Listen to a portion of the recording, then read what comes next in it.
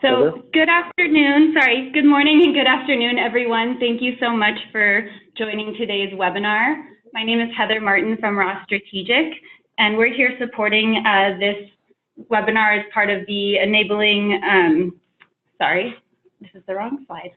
My apologies. So we're supporting this Enabling the Water Resources Utility of the Future webinar series.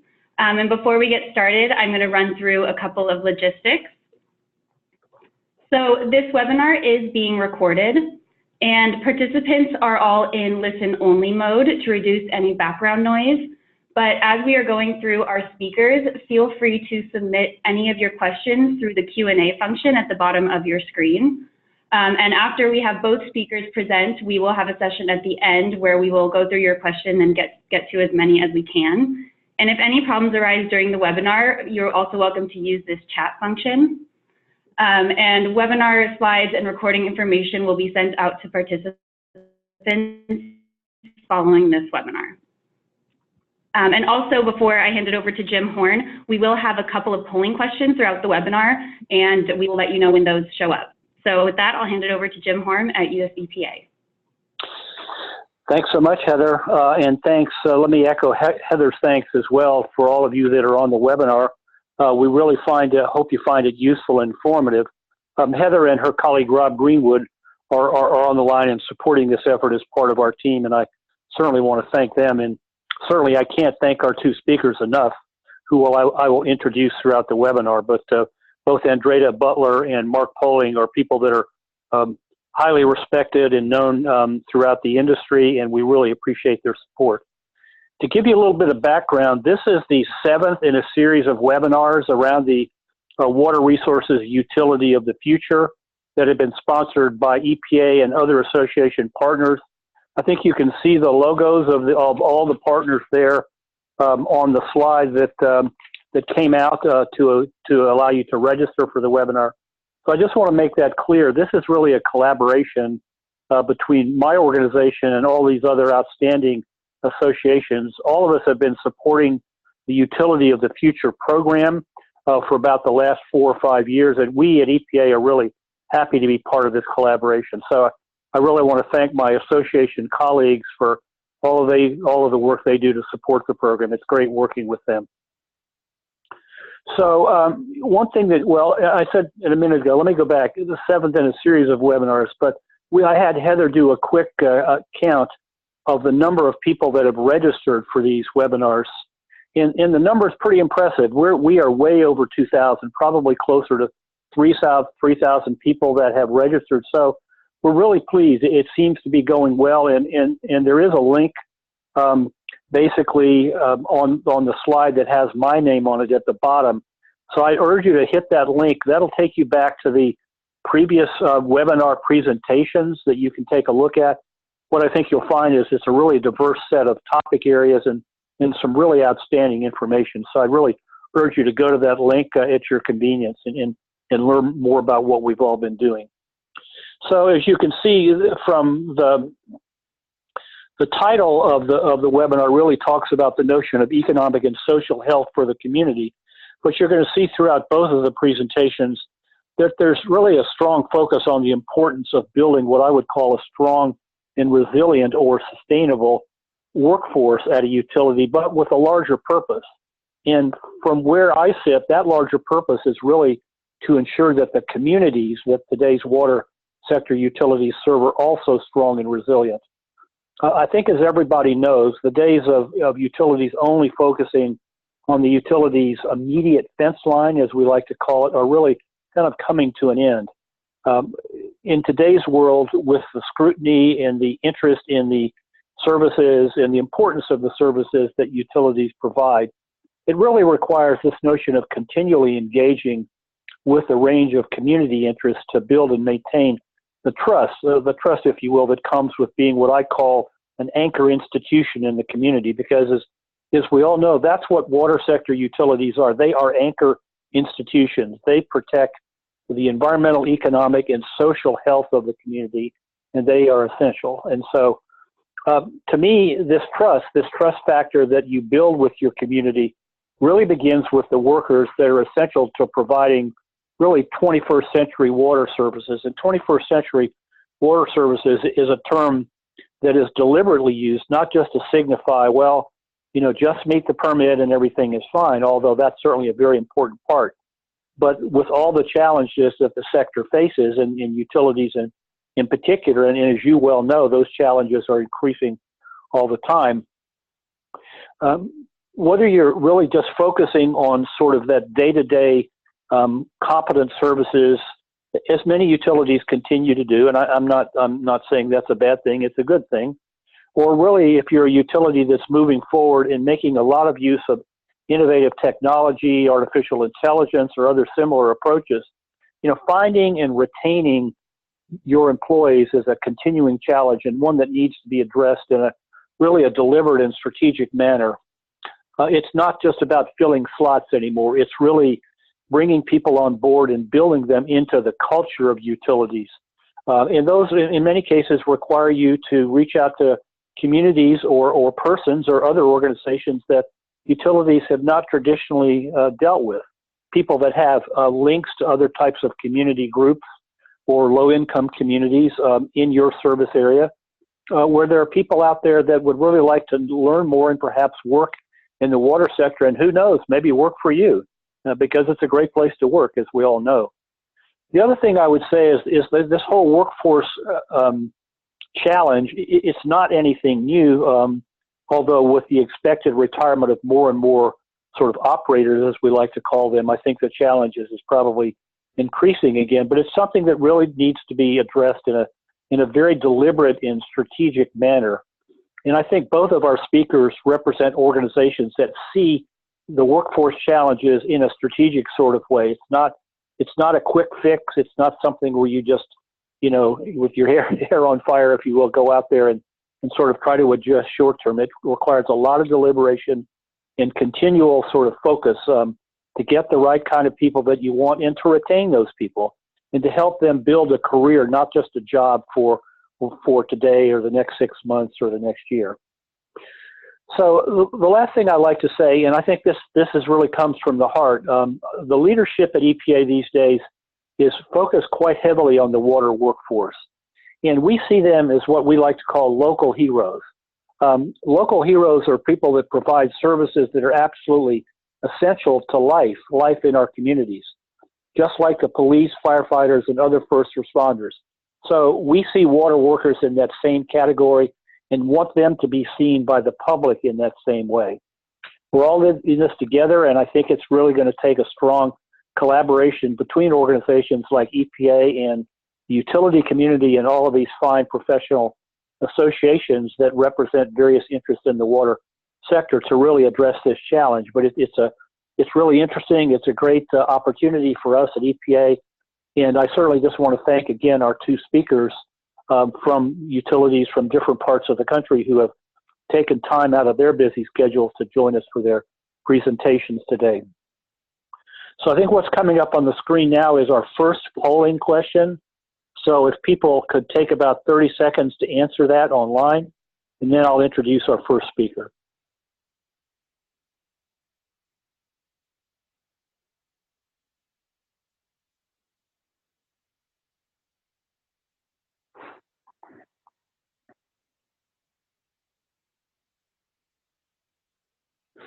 Okay, let's go ahead and move on. Our first speaker this afternoon is Andrea Butler, who is the Chief of Staff of the City of Atlanta's Department of Watershed Management. It's a very diverse utility that has dealt with a lot of challenges over the years, provides both water and wastewater services for the City of Atlanta.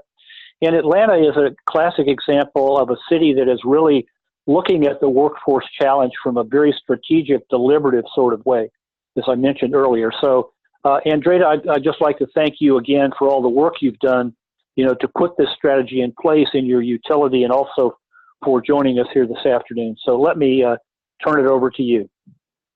Good afternoon, and again, Jim, thank you for allowing the City of Atlanta's Department of Watershed Management the opportunity to participate. So my goal today is to just kind of give the listeners a brief understanding or overview of the Department of Watershed Management, to kind of speak to our vision and our mission, as well as kind of how we got to the point of really focusing on workforce development. Next slide, please.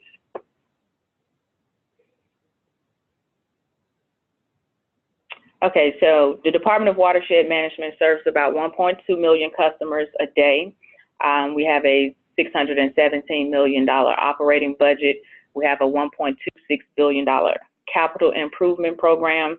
We have over 3,000 miles of water pipes, as well as over 1,900 miles of wastewater in our wastewater system, and over 600 miles for our watershed protection.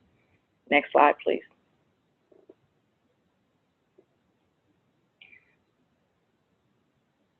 And so we went through the process a couple of years back to really redefine ourselves and determine what our vision, or what we wanted our vision to be as a team.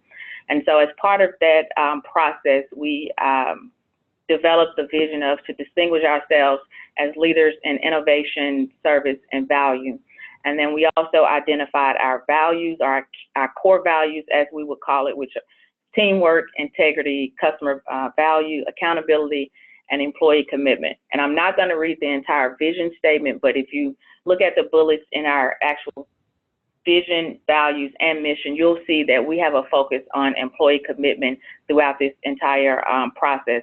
And we understand that in order to continue to provide the services that we are providing to the customers throughout the city of Atlanta and our other region throughout the municipality and our metropolitan area, we have to focus on those, on our employees, and develop that pipeline for our employees and figure out ways to retain our current employees.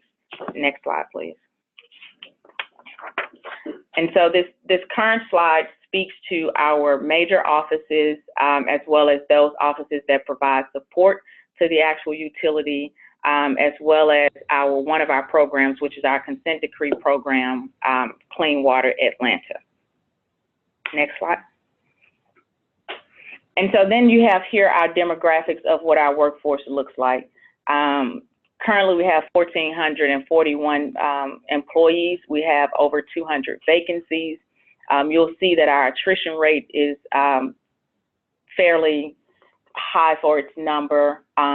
You'll see that there's an imbalance in terms of our gender regarding our employees, as well as some of the racial demographics. The staggering thing that we have since found during this workforce development strategy, if you will, development, is that we have a staggering number of employees that are able to retire over the next 5 years. And so the Department of Watershed Management is looking at, over the next 5 years, at least 48% of our workforce is eligible for retirement. And then the average age of our employees is over 48 years old. Next slide, please. And so I put the strategic plan information in this slide deck because that's really where we began our focus. So our workforce development strategy or efforts came from our strategic planning efforts. And so that is where, as a team, as a utility, as an entire department, with management staff, as well as boots on the ground employees, participated in our SWOT analysis process. And from that SWOT analysis process, that developed what our priorities would be. And so, next slide, please.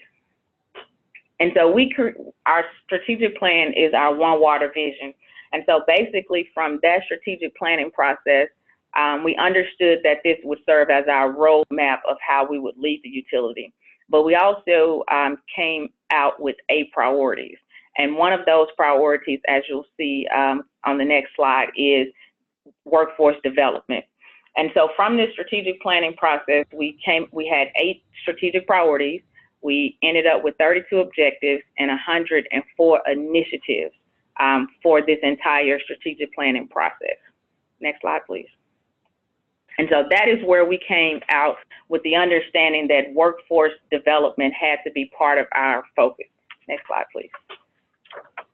And so from our workforce development process, the next couple of slides that you'll see will speak to the actual process that we went through in terms of planning and how we actually came out with our final framework for what our strategic plan, as well as our workforce development resiliency plan would look like. And so we started by, as a department, of creating an advisory committee who will be responsible in terms of upper management to guide the discussion around what workforce should look like for the department. We also completed needs assessments throughout the operation in all of those offices. And then we did a portion of learning from others, both internally and externally. And so some of the workforce planning efforts were already ongoing. And so we looked at those areas that had made some adjustments in terms of retention and reclassifying, and just looking at workflow processes as a unit to determine what worked best there and how we could utilize those efforts within other areas of the utility. And then we start looking outside, because as Jim said, there's a lot of focus on workforce development. And so we wanted to know what were some of those best practices and some of those initiatives that were being done nationwide. And so from those efforts, we developed what we wanted to focus on in terms of areas of improvement and things to implement within a department that would assist with our retention, recruitment, and external partnership development. And so we focused on that in a prioritization workshop. And so it was to say, what are our greatest needs? We can't do everything at once. So what are those things that, one, we could get the greatest impact from? What are some short-term goals that we can actually meet? And then also long-term, what would the actual strategy and plan look like? And so from those first 4 initiatives or 4 steps, we came up with our actual workforce development framework, and you'll see the framework as we move forward. So next slide, please. And so just to kind of speak to a little bit about what we did in terms of the needs assessment. Again, we researched the most advanced workforce strategy planning efforts within the utility. San Francisco has a great workforce planning process that they underwent. We also did one-on-one interviews, again, with the leadership team. We interviewed business unit managers and direct reports. And the importance behind that is that those are the individuals that are in the trenches and that do the work on a consistent basis. And so we really wanted to understand what they saw their challenges to be and how this effort would assist with some of those challenges. We created a survey which assisted us in identifying some of those mission critical job categories, as well as workflow challenges and other organizational factors that would impact, put our performance at risk. Next slide. And so then we have what our challenges are. And again, I think these are some things that most of the utilities face. It's the aging workforce. We found that our compensation was not competitive to the market. We realized that we had a stagnant recruitment and selection process. Some of our business units were not aligned, and a number of other things. There was no room for professional growth.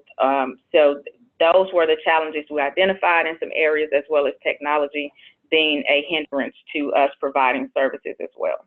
Next slide. And so from there, we developed what our goal would be.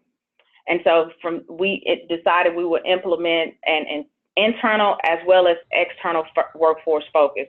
And so while the vacancy rate is extremely high, or was, we had a number of vacant positions.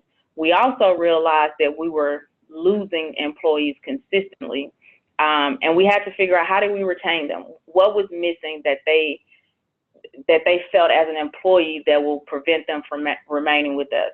And so then we decided we needed to create a sustainable pipeline for those qualified candidates, which are, included external partnerships with a number of different types of industries. And I'll speak to that in the next slide or two. And so then we had to figure out, we had to improve professional development and our training opportunities for our existing employees. Next slide, please. And so the slide that you have now before you is the actual process that we went through in terms of planning. And from that planning process, on the right side are the actual things that we determined that we needed to focus on. And so all of those have definitions as to what we would focus on and what was the goal to be accomplished in those areas of focus. Next slide. And so from all of our efforts, we have since created some partnerships and made some efforts around pipeline development, as well as updating some of the workflow processes and things within our department. And so some of the partnerships that we've created is with the Department of Corrections, Atlanta's Department of Corrections, as well as Georgia's Department of Corrections, where it is our PATH 3 program. And that is a program that has gotten national attention and for its efforts of reducing recidivism in the city of Atlanta. We also partner with Wellspring Living, which is a program that focuses on women's sex trafficking. And then we also have a program, My Journey Matters, where it focuses on younger individuals between the ages of 18 and 24 that have gotten involved in the correctional facility system. And instead of sending them to prison, we provide them opportunities for employment with the Department of Watershed. We also participate with the National Water Equity. We've revamped some of our programs in terms of our internship program. And then we've also continued to work with our local technical college to build out curriculums and certification programs that are specific for the Department of Watershed Management. Next slide, please. And so to speak a little bit more about our partnership with the Department of Corrections, so that partnership was aimed again at reducing recidivism as well as filling hard to fill positions. And so the candidates are nonviolent offenders. They have anywhere from 12 to 18 months on their sentence. They're actually housed by Atlanta's Department of Correction as a transitional center, and they are brought to work every morning to the areas that they are assigned to, and they go out as any other employee would that works for the Department of Watershed Management. We initially started out with 10. Since then, 5 have actually graduated from the program and are full-time employees with the Department of Watershed Management. We took on an additional 4 individuals about 2 months ago that are actually working in some of our actual facilities. So it's a great program. Next slide, please. And so then I think the question becomes, how do we monitor all of these efforts that we've been making? And so we as a department have been looking a lot towards analytics. Next slide, please. And so with that, we actually have created key performance indicators for every initiative that is not only under our strategic plan, but our workforce plan, as well as we've created a dashboard that will actually track each initiative automatically. It's updated by one of our IT personnel, and then we report out on a monthly basis and a quarterly basis as well. And so we've also have the advisory board and those initiative champions who are responsible for ensuring that we drive those efforts. Next slide, please. And so finally, just some of the lessons that we have learned throughout this planning process, if you will, is 1, you've got to celebrate your wins. And then 2, I would not suggest that the wheel be reinvented. It is a lot of great work that is going on in the area for workforce development with the utilities. Leverage your strengths. The reality is we can't do all the initiatives that will come out of the planning process, but we knew what those greater challenges was, and so we focused on what those greater challenges were. And then we focused also on what could be the immediate impact of some of the initiatives that will benefit the employees in a short-term way.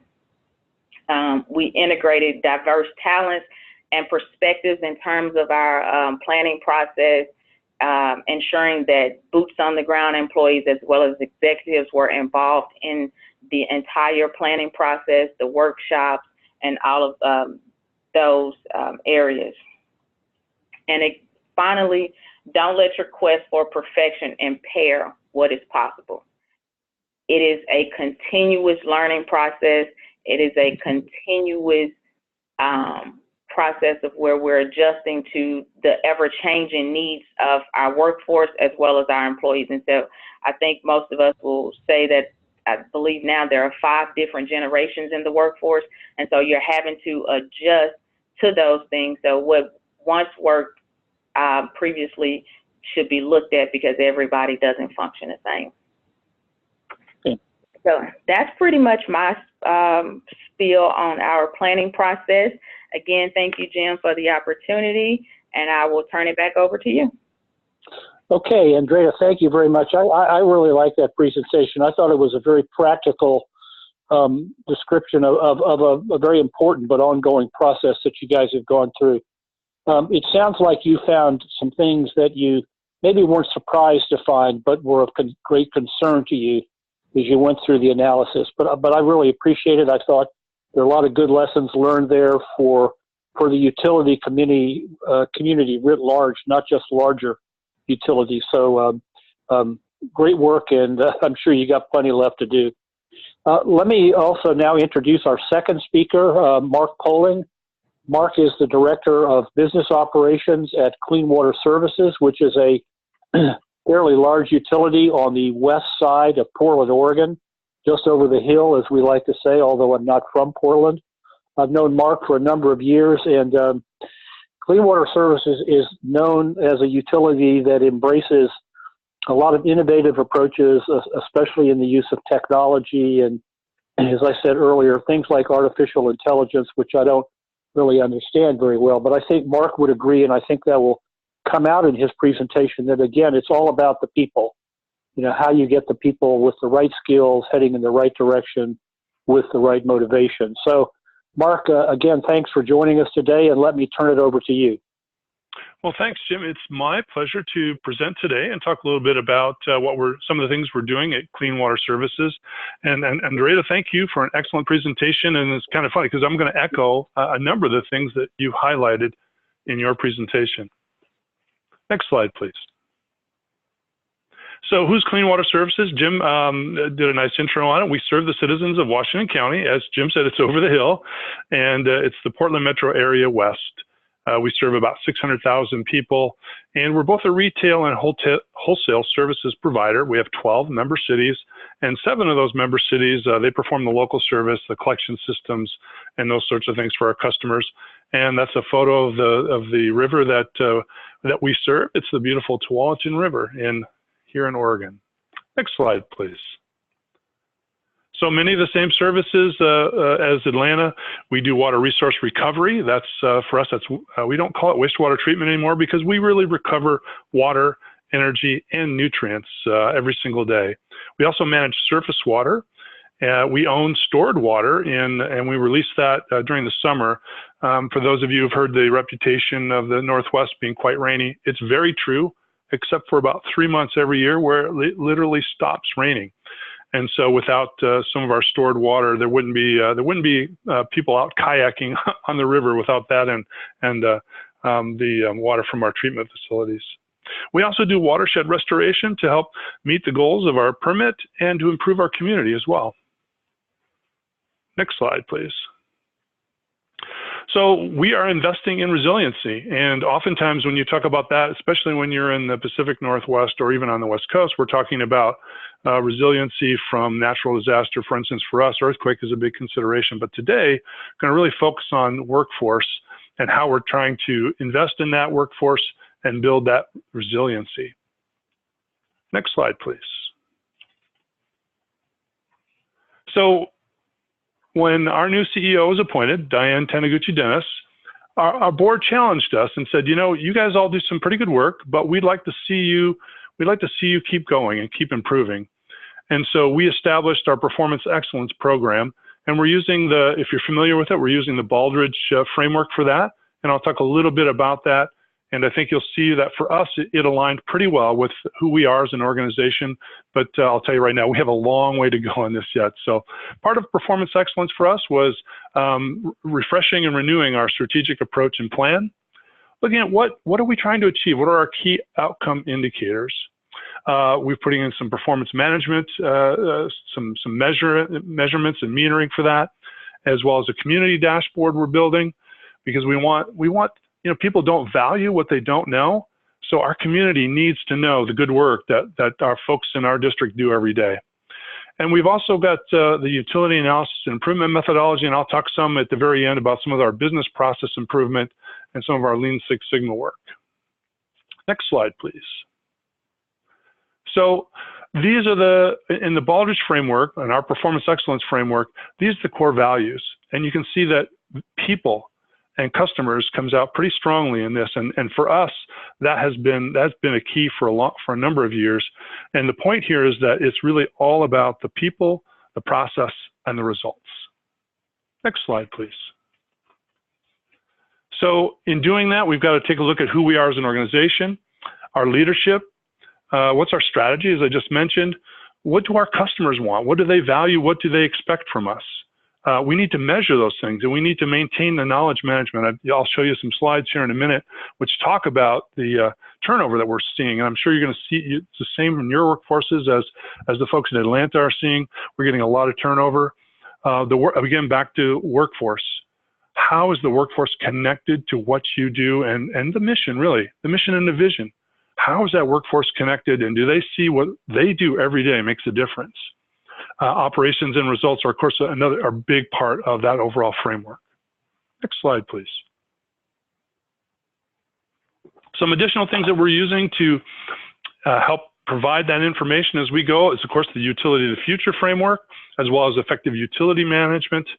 And we're using all of these things in conjunction. What can we bring together to really help build what we're hoping to be a great organization? Next slide, please.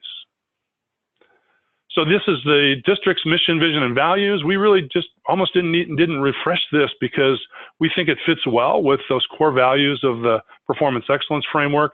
You'll see in here, for instance, I'll highlight the work of our values include our employee team and team-based work environment. For us, that's always been key to the district's success. Next slide, please. So we said, well, what are the outcomes we're trying to achieve? Yes, it's good to have that mission and vision, but what are the specific outcomes we're trying to achieve? So for us, we identified 5 strategic outcomes, and that's catalyzing transformational partnerships, integrated water resource management and resilient watersheds, organizational excellence, which will be the focus of my presentation today, and contributing to the region's environmental and economic vitality. I'm sure for many of you, if your area is growing like ours is, we need to be there to provide that service so we can keep that economic engine going. And of course, innovation and resource recovery has always been a big part of what we do here at the district. Next slide, please. So let's talk for a minute about the people. And a lot of what I'm going to talk about today is cultural aspects and who we are trying to become as an organization. So we're looking at it from 3 different perspectives. There's the I perspective. In that case, what do I do every day, and what's the importance of that work? There's the us perspective. How do I contribute to my team? How do I make my team better? And then finally, there's the all perspective. How does the teams, when the individuals and the teams coming together, how do we contribute to the value that the organization creates for our community? Next slide, please. So as Andrea said, we have a good mix of people in our workforce. But if you look at that table on the right there, you'll see that we have a lot of people in our senior leadership that are eligible for retirement. And that's something in terms of this resiliency that we're trying to build.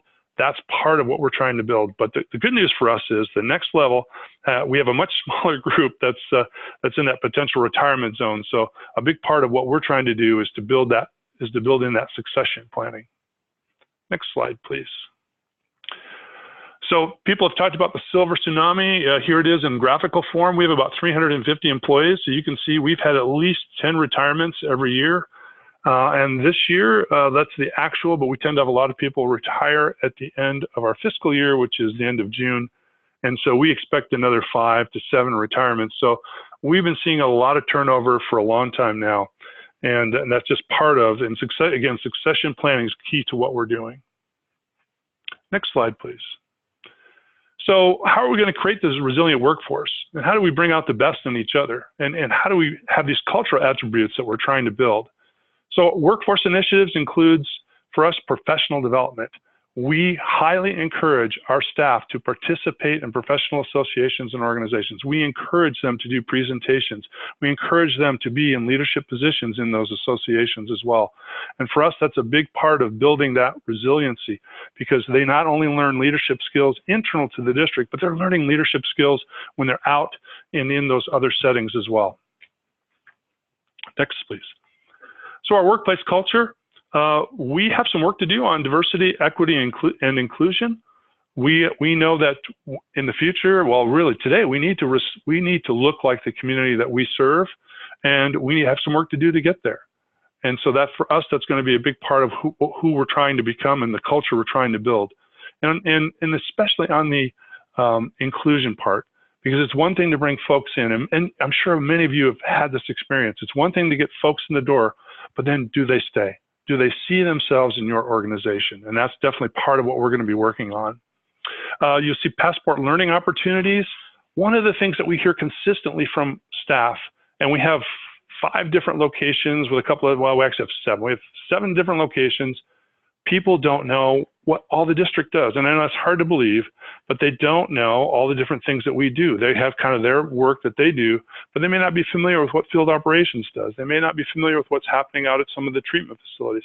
So we've created this learning opportunity, again, to try to build this all culture that we're looking for, the I to us to the all part of it. And how we need to have folks understanding all the different things that we do to provide service to our community. And so we have these passport learning opportunities where we take groups of folks and we have the people actually doing the work, and they talk about the work that they do. We'll take them to sites where they're doing the work, whether that's out to our natural treatment system, maybe it's into one of our treatment facilities. They do tours, and the people giving the tours are the boots on the ground folks, telling them about the work that they do every day and the importance of that work. And then next one, please. And then, of course, we need data. We have some rudimentary type of HR management, HRMIS systems, but we really need to build a new one, and we're looking to get that done rather soon. Next slide, please. So part of this idea of bringing data together, we created a digital solutions group, and we think this is going to be key to our future. People are used to having data and information in their hands. We need to be able to reflect that. Folks, when they want to get great things done, they're going to need that information. They need that data. So we've changed, in essence, we transformed our IT group into our digital solutions group so that we have business intelligence for quantitative decision support, that we're deploying IoT technology in real-time controls. We've always had it at our treatment facilities and to a reasonably good extent in our collection system as well, but we're looking at doing that now in our business process as well. And then also maintaining and of course we have to maintain a reliable and up-to-date foundational systems and infrastructure. Next slide, please. A big part of what we think will attract and retain our workforce is having research, having challenges for our folks to work on. The two young women you see in that photo, they started as interns with us. They're some of our best employees, and they're working at our new high purity water facility. That's the kind of thing we think will provide that challenge and that opportunity and keep those employees once we bring them into the organization. Those are the kinds of things that we think will help keep those folks within the organization. Next slide, please. We're doing business process improvements. How many of you have heard we've always done it that way? Again, if we want to attract and retain the best, folks have to be able to improve things. And we want people to do that. And we want to put new tools in people's hands. So we have in-field data entry now. So one more click, please, where we eliminated a whole bunch of process steps. So we eliminated 12 hours per week in terms of the hand entry time. And we're getting reports 16 days sooner than we used to have. And that makes a big difference. And you might be wondering, well, do folks want to do this because they're worried about their job? We tell them, we're going to give you better work to do. We have, I'm sure it's the same with all of your organizations, we have a ton of work to do. And there's never going to be a lack of work, but we want to work smarter. And so that's a big part of that we think will keep people energized and contributing their best to the organization. Next slide, please. This is just another quick real-time example. Another click, please. For us, it's important that we know where we are in terms of our work. We have some real-time tracking that's going on. And we were able to, in this case, we were able to divert some of our work effort to, we weren't getting as much done. We got that because we knew where we were in real time. Next slide, please. So we also have some green infrastructure asset management tools. We've been working on these for a while, and we have most of these things are being developed by our millennials and our Gen Xers, and they love doing this work. And we try to provide the tools for them to do that. So we've got some data, we've got data integration. We have real-time monitoring of our green assets, not just our gray assets, and we're using drone technology. And again, that's being spearheaded by some of the folks that are newer to our organization. So one more click, please. Just to give you a sense of some of the data we're able to collect and on that green infrastructure. And we're also looking at transformative partnerships. We get a lot of work done by partnering with other groups. And so that's another part of our work. We think that bringing these things together, that is that's going to be critical to our success and part of the culture we're trying to build. That partnering is who we are, and it's in our DNA, and it's who we want to remain. Next slide, please. Another example, just more of a kind of a routine business process. How do you manage your fleet? But again, we're tasking people with, let's build dashboards. Let's bring in data to help make these decisions, not just, well, that one's getting old, right? So one more click, please. So you'll see we've brought this data in, and this is helping folks to make good decisions. It's helping our workforce to be engaged and to really see how the organization works. Next slide, please. So what lessons have we learned? I'm going to echo some things that were said earlier. You start where you are. One of the things we found is that we're never where we want to be. We always have great aspirations, but you just start where you are, right? Well, let's figure out, well, don't cover up. If we've got problems, we need to know about them. If there's things that we have systems that don't work that well or they don't talk to each other, we need to know that. Just acknowledge it. So we're going to start where we are, and we're going to make improvements from there. And again, from the earlier presentation, invite and involve everyone. We want to bring everybody into this journey. It's not just about a handful of people. So we want to have folks from all over our organization participating in this. We invite them and we involve everyone. And because a lot of these things we're talking about today are cultural, it takes what we call 3 turns of the flywheel. In rough terms, that's about 3 years. And I know that sounds, for me, that always seems like a long time, but it really does take a while when you're dealing with cultural issues. But we're seeing some big rewards and payoff for that in terms of people working together across departments, across those silos that we always had some issues with. I mean, folks work together well, one-on-one as individuals, but as departments, we haven't always worked together the best. And so by bringing people together in different ways, we're getting some great success now, but it's taken 2 to 3 years in order to do that. And then finally, and you hear this all the time, if you are familiar at all, if you talk to folks who are working on the Baldrige framework, that is absolutely a journey. This is not something that you just get to in a day or two, but you're going to learn a lot of things along the way. And frankly, I think you're going to improve your organization. It's not always going to be easy, but it's going to be well worth it. So one more click, please. And with that, I'm happy to take questions, and thank you very much for your attention today. Thank you, Mark. So I think I'll turn it over now to Rob Greenwood to really handle our Q&A session. So Rob, why don't you come in here, please, and thank you for being here. Great. Thanks very much, Jim and Andrea and Mark. Thanks for the terrific presentations. We have had some questions come in while the two of you were presenting. Some of the questions I think apply equally to both of your presentations, while a couple of them are specifically focused on actions that have either been taken in Atlanta or at Clean Water Services. So let me go with the first one, and I'll ask this question to both of you.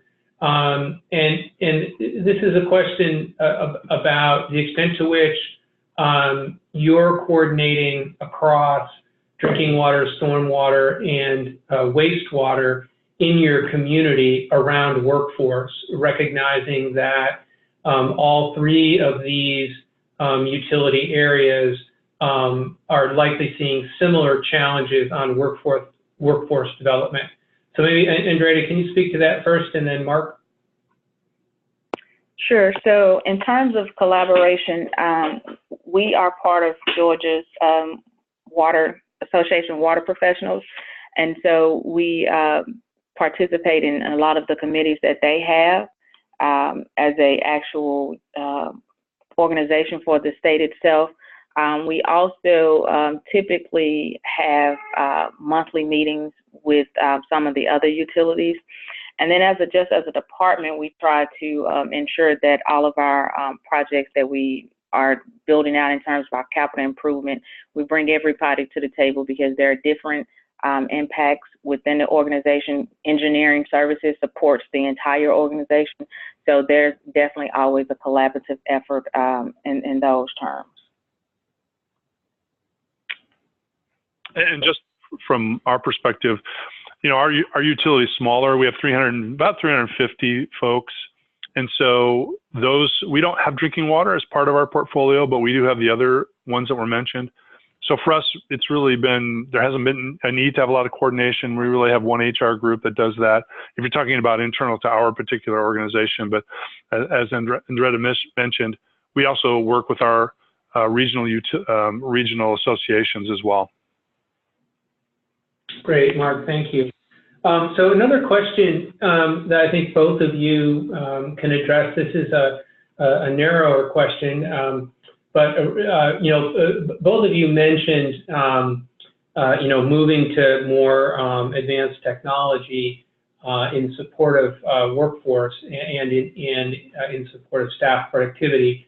So this question connects back to that. It says, you know, how are you addressing staff's transition from pen and paper documentation and record keeping to digital electronic, so laptops, tablets, smartphones, et cetera. So any challenges and solutions that you've seen there that you can share, lessons learned that you can share? And maybe, Mark, if you want to go first, and then Andrea, will have you go second. Yeah, you know, those things are always a bit of a challenge.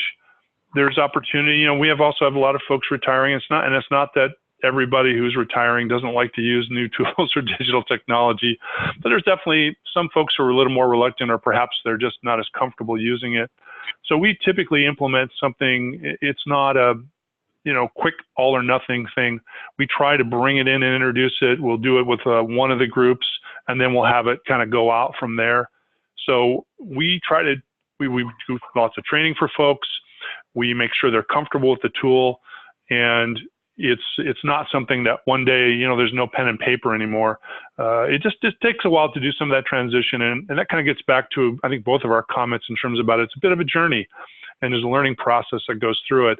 And plus, you know, on the back end of it, you don't want to just switch everything in one day either, because you want to make sure you need some test units to make sure that the data comes over correctly into the database and some of those things. So we just pick out some folks who are most interested in trying out the new technology, and then we diffuse it out from there over, you know, perhaps a period of a couple of months or so. We want to bring everybody along with us as we do these things.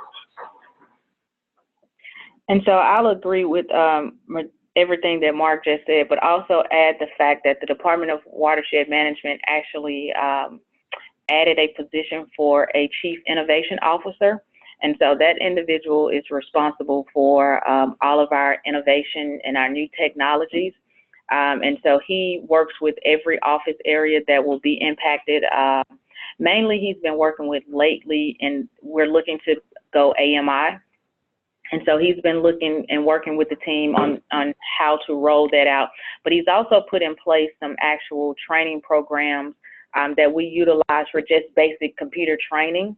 As Mark said, we have a challenge with some of our senior employees, and they're just not comfortable with operating the laptops and the tough books that we use within the field. And so what we decided to do is that before we give everybody tough books and laptops in the field, that we would actually give them some time to train them. But we will start at the basics, just as simple as turning on the laptop. And so we make an effort to, before we roll out any actual new technology or new software, that we actually do a pilot for those areas that will be impacted, and just kind of a smaller group setting. And then that way we can build consensus with a smaller group, and they can assist as we roll it out to the masses. Great, thank you. So here's another question that I think we can have both of you address. And so Andrea, I'll go to you first, and then Mark. And this one reads, could you give one or two examples of how you are approaching knowledge transfer? You both spoke a bit to the needs for knowledge transfer, and so if you could pick that up. So Andrea? Yeah, and so actually that is an excellent question, and that's part of what we've been looking at as a utility. We have not really found the best way to address the loss of knowledge as a unit, but what we've started to do mainly is actually just do SOPs. We found that a lot of our offices don't have SOPs. They don't have the actual business processes in place. And so what we've started to do over the last year is actually at least go to documenting those processes on paper. But we're also looking at different types of software that will aid us as we try to capture individual experience and knowledge base for our employees, because again, 48% are eligible for retire. So lately, as of late, what we've been doing is just at least getting the information to paper, and then we put it on our shared SharePoint drive. Yeah, and we've faced the retirement wave a number of years earlier because of the age of our district. We were formed in '70, so around the year 2000, we faced a lot of retirements, particularly in our operations group. So we developed a training program, and very similarly, we put a lot of SOPs into place before folks left and went out the door. And we really have almost it's a 1 to 2 year process for folks to advance to where we can leave them independent to want to run one of our resource recovery facilities. So we have a very defined process where we go through and we do the training. We've got the SOPs. We've always got reference materials. So we do, and that's really mostly OJT for us, but we've got all of those backup materials, and then we do testing to make sure folks are ready to move to the next level. And they typically will promote through from a trainee to a 1 to a 2. The other thing I'll say is that the place we don't have as good of records, and our knowledge management really needs to get better, and that's our administrative processes. So many of those are just word of mouth, and it's one of the things we're hoping to do in our performance excellence work, is to start documenting those things that are more business processes instead of the permit related stuff. We're pretty good at documenting the permit related stuff, don't tend to be as good on the administrative side of things. So that's one of the challenges for us. Great, thank you both. Another question that I think both of you can speak to. Have you used things like part-time work, flexible work hours, remote work, extended leave programs for people with family needs, returning professionals, and those who do not want to work full-time? So just kind of wondering what kinds of flexibility and other strategies you've used to increase the attractiveness of for your workforce. Mark, if you want to go first. Yes, thanks. it's one that we're looking at.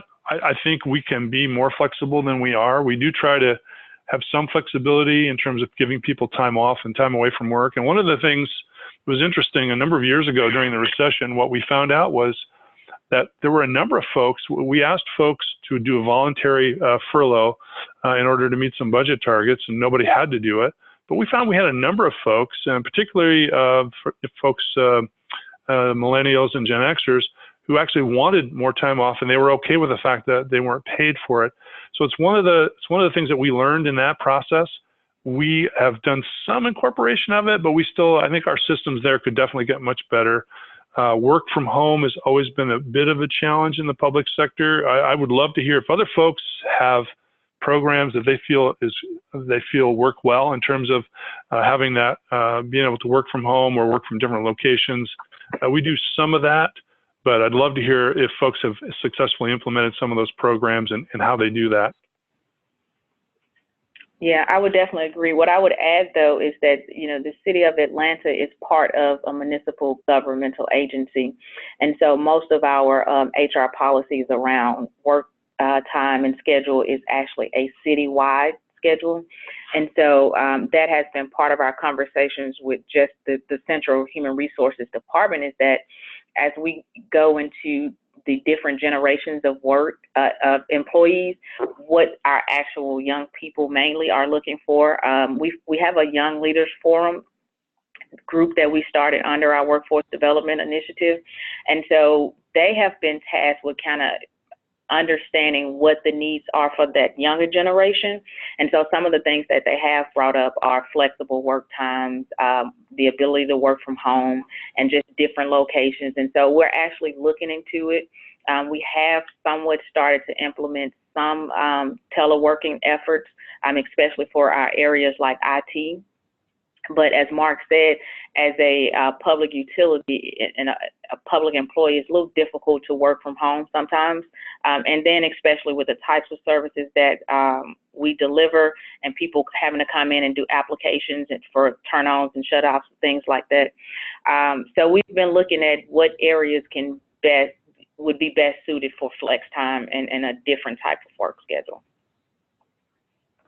And if I might add to that, we do have a number of folks that work on an alternate work schedule. That's one that we've had for a long time. And, with operations is a little different with our 24/7 coverage and some of our field crews where you're working together in a group. But most of the other folks are typically on either 410s or a 980 type of schedule. So we have implemented that, and that's been a big part of what we've done for a long time. Great. Thanks, Mark. Another question to both of you, somewhat narrow one here. Have you looked into and adjusted the compensation to be more competitive? So yeah, what have you done or not with compensation package? Maybe Mark, you want to go first?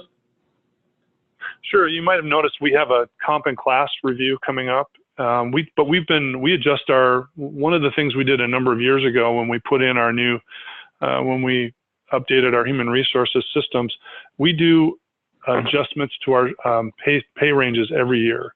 And we typically get information on how the market's moving. And so we've had, as opposed to our previous system where you wait, and maybe some of you have seen this too, because it was at my previous employer as well. You wait a long time and then you do this big correction. And when you get way behind the market, maybe 5 or 7 years down the road. But so what we do is every year we adjust approximately to what we see as movement in the overall market. We get information from a consulting group that helps us adjust our pay ranges. It doesn't mean that someone automatically gets that pay adjustment, but it makes sure that our ranges stay up with the market. And I think it's this coming year that we're going to go out and do a more detailed check to make sure that some of these particular jobs are keeping up with the market. Yeah. And so for Watershed, actually, we rolled out the first phase of our compensation study last November.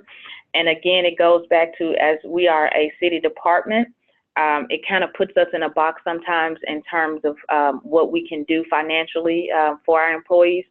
But what I did do was go out to the market with a compensation study for those critical, hard-to-fill positions and allowed that data to show where we were and what we needed to do. And so we did find that we were under market. And so we made the adjustments to those critical, hard-to-fill positions and gave anywhere from 5 to 20% increases in salaries.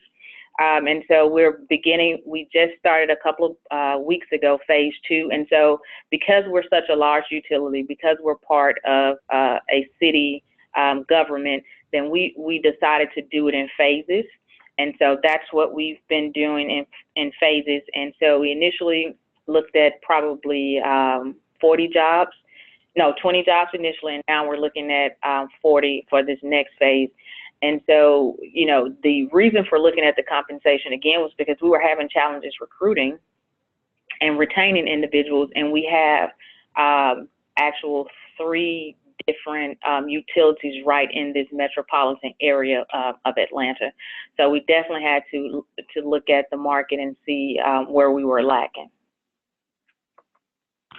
Great, thank you both.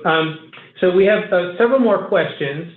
So Andrea and Mark, hold on. We'll get into those questions, but we're going to take a quick break to do another poll.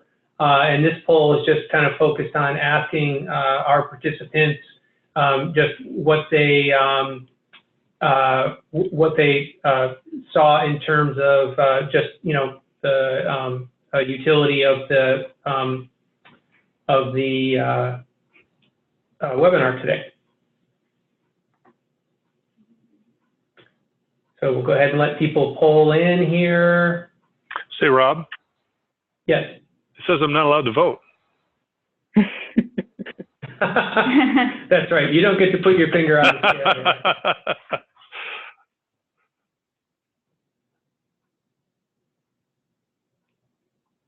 Okay, I'll go ahead and. Okay. So it's still running. We'll just let it run a few here. Again, relative to the number of attendees we still have in the poll, looks like there's still could have a few more come in. Okay, well, thank you very much for that. Looks like can you just scroll down? See the bottom of the poll. Yeah, so again, it looks like for most of you, this has been very useful, so that's terrific to know. That's good feedback for us. So we'll end this poll and back to some more questions. So the next 2 questions are specific. The first one is for you, Andrea, again, specific to your locale. Does Georgia DEQ, DEP have an operator certification program? And if so, is the city involved with the program?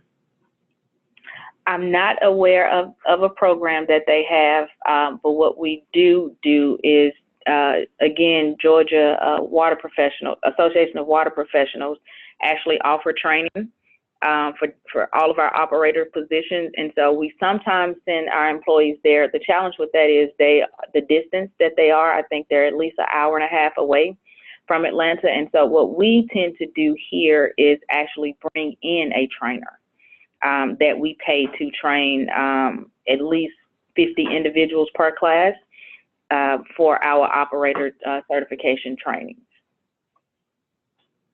Great, thank you. And then, Mark, a specific question to you about other utilities that Clean Water Services benchmarks their performance with. So to the extent that you're doing benchmarking, and with whom might you be doing that? Yeah, you bet. So we're looking to benchmark with other utilities. We've done research on what resources are out there and available. And of course, we're going to use, for instance, the AWWA annual benchmarking survey. We're going to use that heavily. We are looking for others to benchmark against. And so I'd welcome anybody that would be interested in doing some benchmarking with us. We've met with, did I mention DC Water? So we've met with DC Water. They're going on a performance excellence program as well. And so we're hoping to do some benchmarking with them. but we'd welcome folks who would like to do some benchmarking. Can I just jump in there real quick, Mark? Atlanta would do some benchmarking with you. We have created our water stat program, and so we meet monthly looking at our performance. So I think and we have an Office of Performance and Accountability. So I definitely think, just wanted to put that out there. Great, thank you. Love to work with you. All right, well, good to make that connection. Way to go. All right, so another question that can go to both of you. Utilities are among the most traditional workplaces, and for good reason. They are reluctant to take risks when it comes to protecting public health and the environment. How do you get buy-in for big change at all areas and levels of the organization? How much top-down implementation is necessary to let reluctant managers know that changes are part of the new culture and not the management fad of the day? So, you know, a lot in that question, but I think, you know, at the center of it is this notion of traditional or, you know, risk-averse organizations for a good reason, but you're bringing innovation into the organization, and how do you effectively manage for that? So I would say is that what we do is not try to force feed anything all at once. We typically try to take it in phases. We also ensure that the employees are involved in whatever those changes are, in terms of how we research vendors, how we look at the different technologies that are out there. And so we have made an effort to have focus groups in a lot of our areas. We also have a service delivery officer, and she's responsible for working with employees as well as the customers to understand what the employee experience is as well as that customer experience. And so that involves not only upper management, but the boots on the ground employees. So I think, you know, for us, it's all about the engagement and ensuring that individuals have the ability to participate instead of telling them what they're going to do. And I think as long as you engage and give them the opportunity to provide feedback, they're more acceptable to whatever the decision may be. It may not be what they have recommended or what they would want to see, but at least if you've given them the opportunity to participate in some of these discussions, then I think it goes over. I found that it goes over well. And so even as the chief of staff of the department, I tend to get engaged with the employees and with these focus groups, just so that I can hear for myself what's going on and what the feedback is before they come to the office with a complaint. Very good. So similar things, I would say, number one, you need some processes so that you understand what change you're going to make. So for instance, I highlighted some of the business process improvement things that we're doing. So you want to say, well, what are we going to change, and specifically, what are we going to do? So you want to clearly figure out what you want to do. Then you want to communicate that, right? You want to communicate that with anybody who might be affected, and you need support from upper management, and you want to take smart risks. You know, sometimes people think that you know, it's just, well, it's just Wild West. Well, that's not smart for anybody to do, especially when you're working with, you know, the protecting public health and the environment. But we try to take smart risks. And then as leaders, we have to support and we have to encourage people to try things. So we don't just reward people who tried something and it worked. We have to acknowledge and recognize everybody that's trying something new. You know, follow a process, make sure we're doing it in a smart way. But then when they make the effort and they make the try, let's say it doesn't work. Oh, okay, well, we learned something by that. And that's really the point. You're learning things. So you really need to celebrate the learning and the willingness to take the risk, as opposed to the reverse, right? Only celebrating if it works out, because then no one's going to do that, right? If everybody says, well, if I take this and it doesn't work out, I'm in trouble. If I take it, well, I'll be a hero. Well, nobody wants that outcome. So we really need to acknowledge and reward the ability to take that smart risk and see what we learn from that. Great. Well, thank you both. A few more questions that we've got. There's a question here. What were the different ways that you brought different groups together? You both talked about the need for partnerships as you were executing on your strategy, and I think reading a little bit into this question, an interest in understanding were there particular process tactics or whatever that you used to form up those partnerships and make them effective. So maybe, Andrea, if you want to talk to that one first, and then Mark. So initially when we started our workforce development efforts and just kind of going through the planning process, we actually worked with the City of Atlanta has a workforce department. And so we work with them to identify workforce agencies in the local area, as well as nonprofits and school systems that could assist with us understanding what the available candidates that were in the market and individuals looking for jobs. And so we worked with them and we did a focus group, and we kind of went through what they offered and what we were looking for as a department. And then from there, we actually began to develop major relationships. And then the partnership with the Department of Corrections was actually brought to us.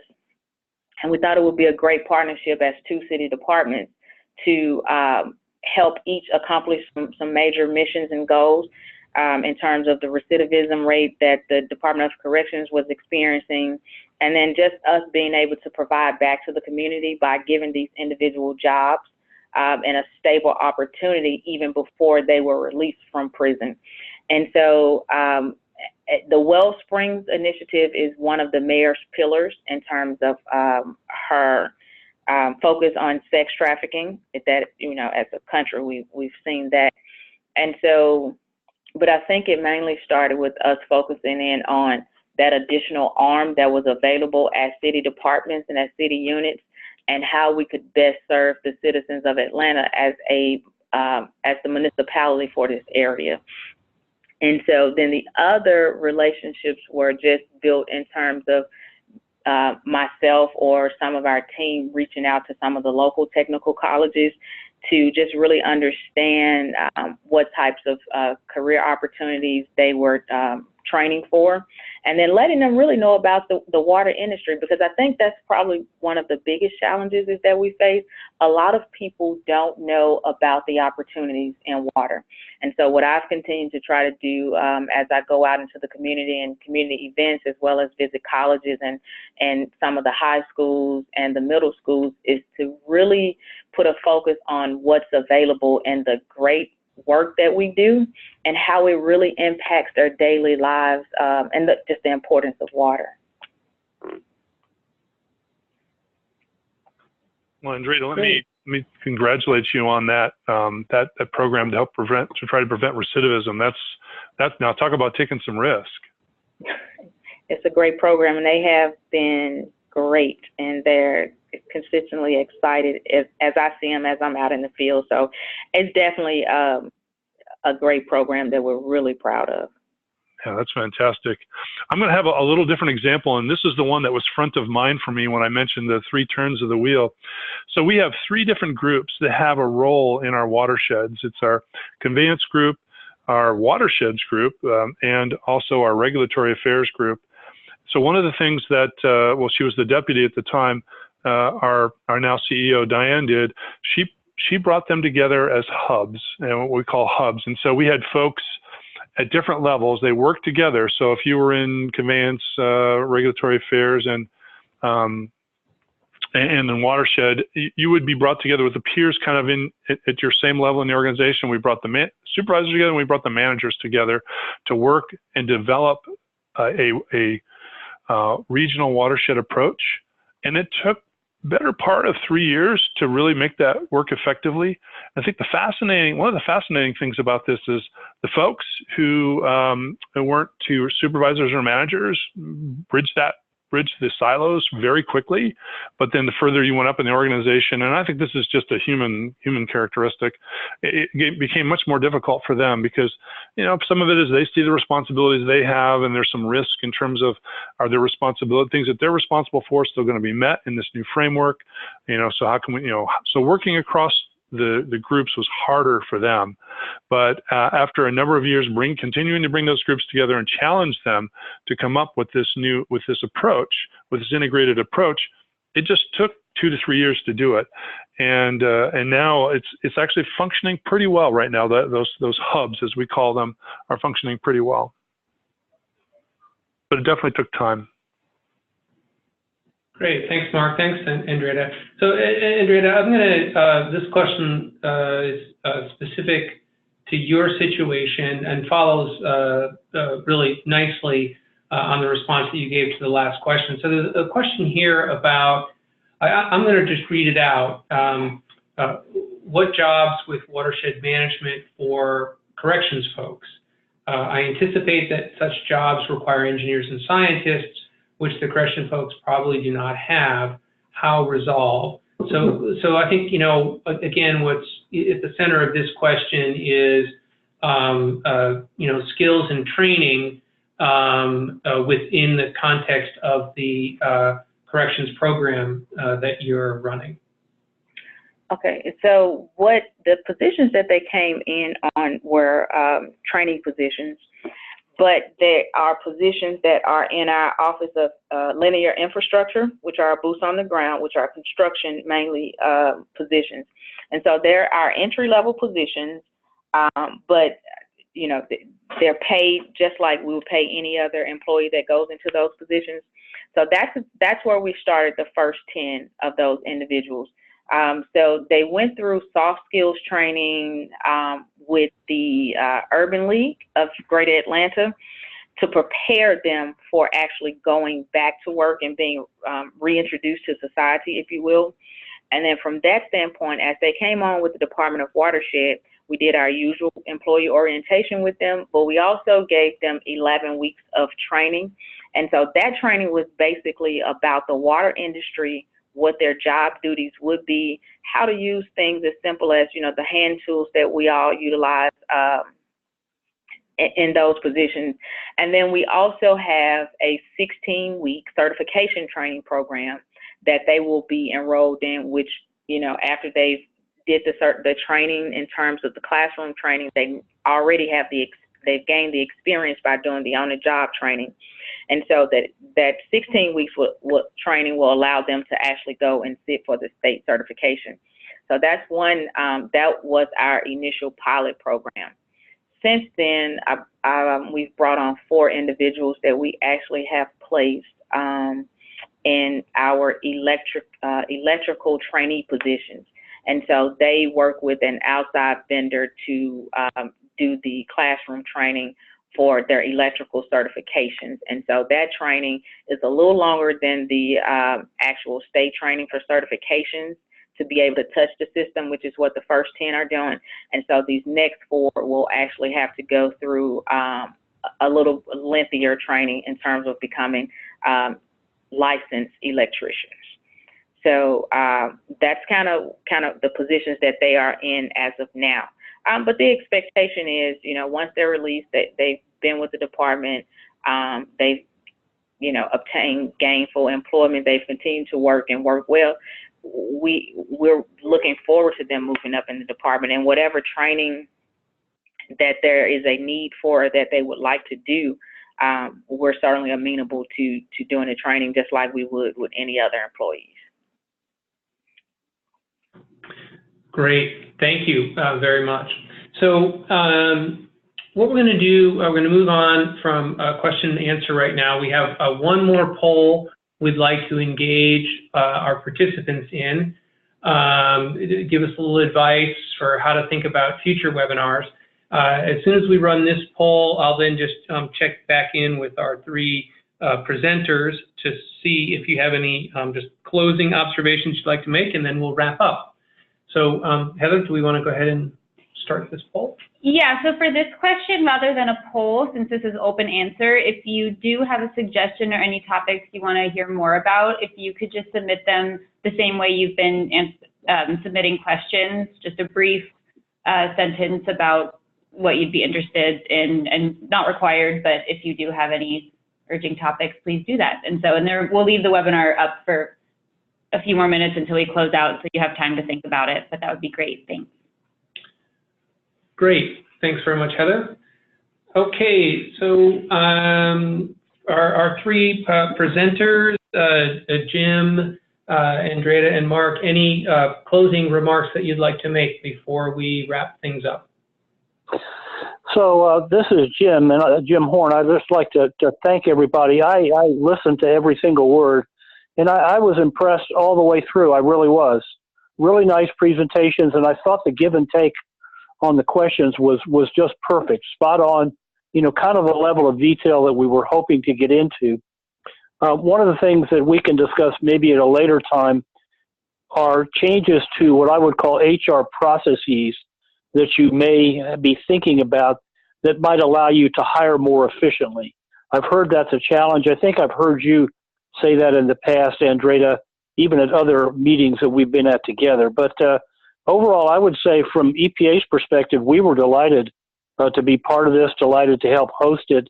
And I just want to thank our presenters. I was very impressed, again, both with the presentations, but also thank the audience for the level of detail and the, you know, insightful types of questions. So I hope people come away with a lot of practical advice, and we appreciated being part of it today.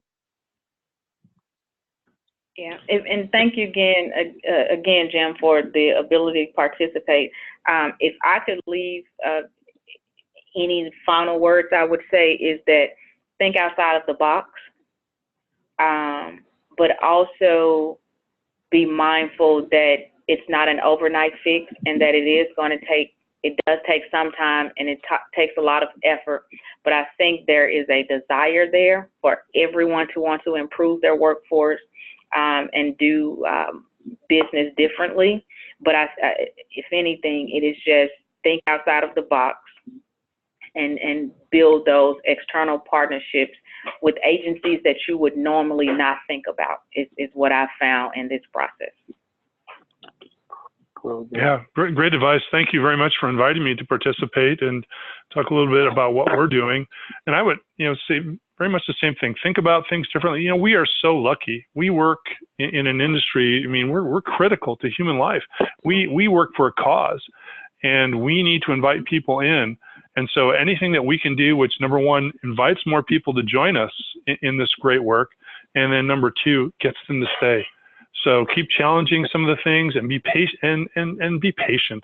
You know, these things, our organizations have been around a long time, and we're relatively new, but we're going to celebrate our 50th anniversary next year. And we're relatively young compared to, like, say, City of Atlanta, but be patient, keep at it, and good luck. All right. Well, thank you all to our three speakers again, and we'll go ahead and thank you for the good questions from participants and overall participation today. Take care, everybody, and we'll wrap up. Thank you. Thank you.